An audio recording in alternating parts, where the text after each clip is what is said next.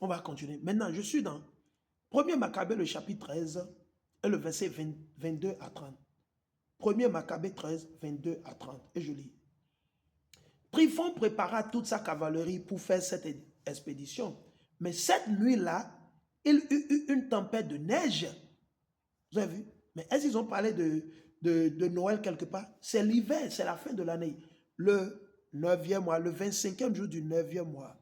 Le 25e jour du 9e mois, ça a commencé et ils ont célébré ça sur 8 jours.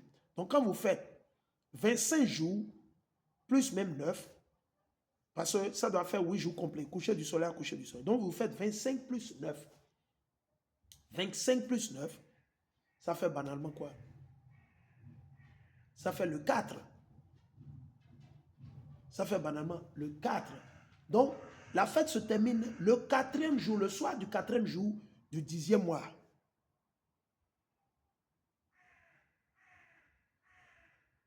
Et déjà, nous sommes déjà dans le 10e mois de l'année. Depuis un jour maintenant, c'est double sabbat si j'ai bonne mémoire.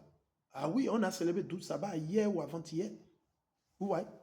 Donc, c'est important que vous compreniez ces choses. On continue. Il y a eu une tempête de neige qui l'empêcha. Dieu a fait pleuvoir sur la zone de la neige et il ne pouvait pas. Il prit alors la direction du pays de Galade. Quand il arriva près de Baskama, il fut assassiné. Il a été tué. Dieu l'a livré. Donc, il faut dire à vos politiciens, vos dealers qui sont à la tête de vos pays, les Tinubu, les Patrice Talon, il faut leur dire,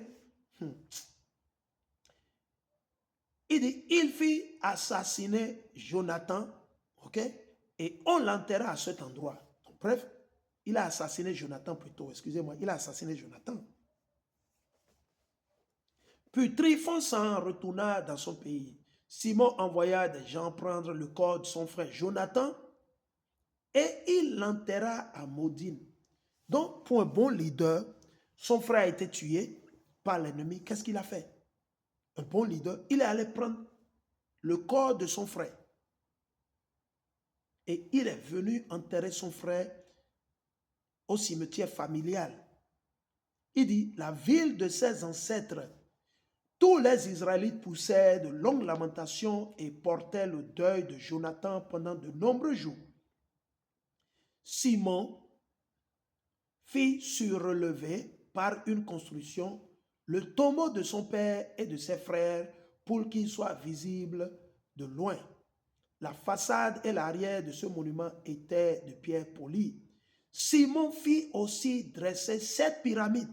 Vous qui mentez, vous voulez bavader et faire croire aux gens que c'est les Égyptiens. Non, c'est nous qui avons construit les pyramides. C'est nous. Que personne ne vous séduise. Comme vous le lisez dans le livre des autres, Nombre, Deutéronome. Ce sont nos aïeux qui ont construit les pyramides qui sont en Égypte. Mais nous ne sommes pas égyptiens. On était en esclavage en Égypte. Donc c'est normal.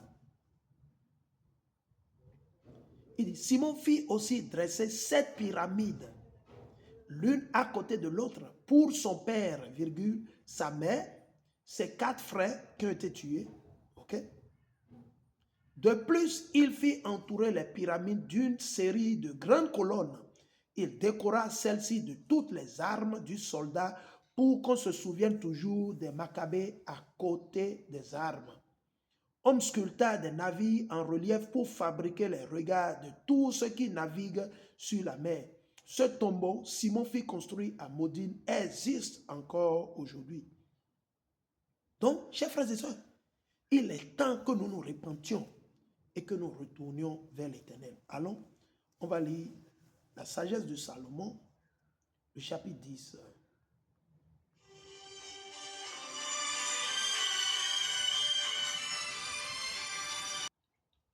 Excusez-moi, il y a un appel qui venait, je le dis. Donc, je suis dans la sagesse de Salomon, le chapitre 10 et le verset 5 à 7. Et je lis, sagesse de Salomon, le chapitre 10, le verset 5 à 7.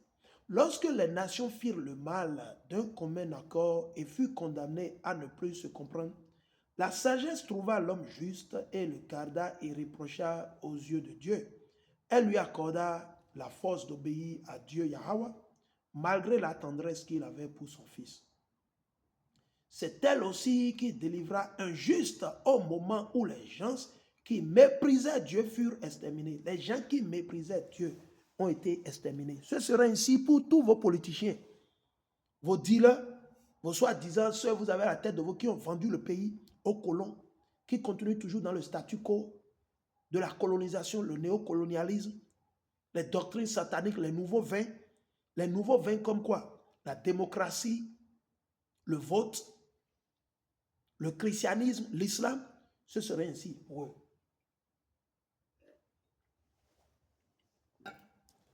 Ok? Il dit, c'est elle aussi qui délivra un juste au moment où les gens qui méprisaient Dieu Yahweh furent exterminés. Elle le fit échapper au feu qui s'abattait sur les 5 villes. Les 5 villes, c'est quoi? Sodome et Gomorre. Ici, il fait recours aux 5 villes de Sodome et Gomorre. C'est ainsi qu'il en sera au Bénin, en Côte d'Ivoire, partout. Là où vous voyez le mal que vous taisez, vous, nos frères et sœurs, vous qui êtes au Bénin, vous voyez le mal de Patrice Talon, vous avez peur de dire la vérité, vous vous taisez. Dieu va vous juger, vous allez payer. Tout un chacun de vous allez payer. C'est pour ça que Dieu, il a exterminé, il a tué tout le monde, enfants, bébés, femmes, adultes, vieillards, à Sodome et Gomorre. Parce qu'ils voyaient le mal. C'est ainsi que Dieu a fait avec notre aïeul Élie. Dieu a tué Élie et ses 2 enfants le même jour. Et il a fait accoucher ses enfants le même jour. Imaginez. Il ne faut pas jouer avec Dieu. C'est ça qu'il faut dire à Alassane Ouattara, les Patrice Talon, les Tinubu. Dites-leur, ils sont sur une piste très très glissante qui va les amener directement en enfer. Ok? Il dit, on peut encore voir les conséquences de leur méchanceté. Et c'est là au Bénin, en France, partout. Il dit, une terre toujours aride et fumante, des plantes portant des fruits qui ne mûrissent jamais. Oui, ici, il parle spirituellement. Il n'y a pas de justice au Bénin. Il n'y a pas de justice dans le monde. Il n'y a pas de justice en France. Il n'y a pas de justice dans l'Union européenne. Il n'y a pas de justice en Australie, aux États-Unis d'Amérique. Il n'y a pas. Il dit des fruits qui ne mûrissent jamais. Parce que d'habitude, quand un arbre, quand vous voyez, est-ce que vous avez jamais vu une mangue sur un manguier qui ne mûrit pas? Si ça ne mûrit pas, ça dit qu'il y a un problème spirituel, il y a quelque chose qui cloche. Et c'est aux propriétaires de revoir qu'est-ce qu'il faut en faire. Et c'est pour ça, Machak, il disait à son serviteur de couper l'arbre et le figuier et de le faire disparaître et de le brûler. Et le serviteur a dit, non, le champêtre ou le chef qui était en charge, il a dit à Machak, non, il faut le laisser cette année. Je vais lui donner les excréments de la fiente. Et on va voir, si ça ne donne pas, l'année prochaine, on va la faire déraciner et l'exterminer une fois de bon. Mais c'est pareil. L'Éternel attend des fruits de chez nos frères au Bénin, de sortir de l'islam, le christianisme, la démocratie, le vote, de rejeter toute forme de satanisme, de méchanceté, le mal. C'est ce que l'Éternel nous demande à nos frères et sœurs au Burkina, au Mali, au Bénin, au Sénégal, au Togo, aux États-Unis d'Amérique, en France. C'est ce que nous demandons aussi aux autres nations.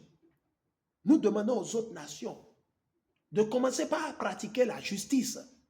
Quand vous voyez les Noirs, vous qui sous-estimez les Noirs, vous nous regardez en bas, vous pensez qu'on est inférieur à vous, que vous êtes... Non, vous n'avez rien compris.